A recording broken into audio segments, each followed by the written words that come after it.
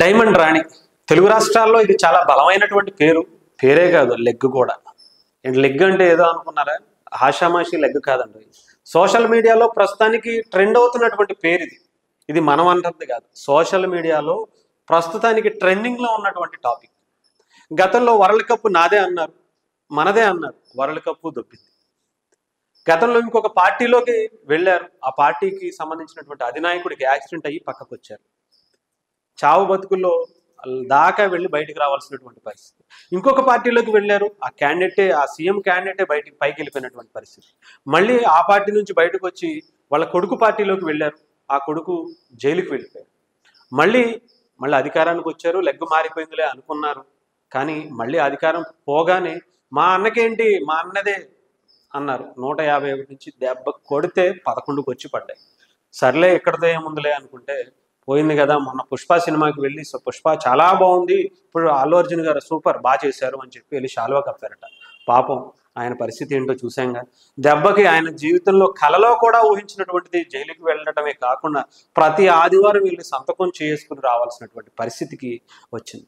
ఇకపోతే తిరుపతి దర్శనానికని వెళ్ళారు, అక్కడ కూడా చాలాసార్లు వెళ్ళారనుకోండి. మరి అప్పుడు ఎందుకు జరిగిందా అనేది మనకైతే తెలియదు. ముఖ్యంగా సోషల్ మీడియాలో అనుకుంటుంది. దెబ్బకి అక్కడ పాపం చాలా మంది చనిపోయినటువంటి పరిస్థితి.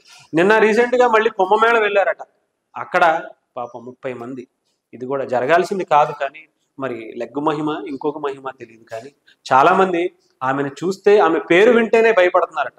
కాస్త చూసి వెళ్ళండి డైమండ్ రాణి గారు అని చెప్పి రిక్వెస్ట్ చేస్తున్నారు ప్రజలు.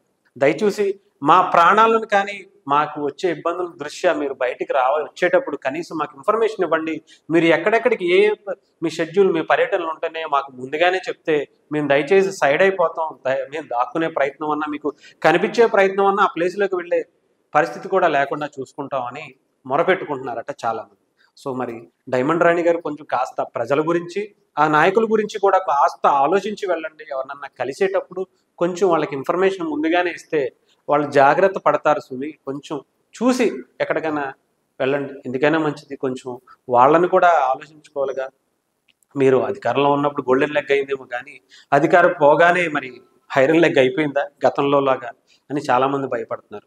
సో కాస్త కొంచెం ఇన్ఫర్మేషన్ ఇస్తే డైమండ్ రాణి గారు వీళ్ళందరికీ వాళ్ళ బ్రతుకు మీద, వాళ్ళ జీవితాల మీద ఆశలు ఉన్నాయి కాబట్టి కొంత జాగ్రత్త పడే అవకాశాలు అయితే ఉన్నాయి.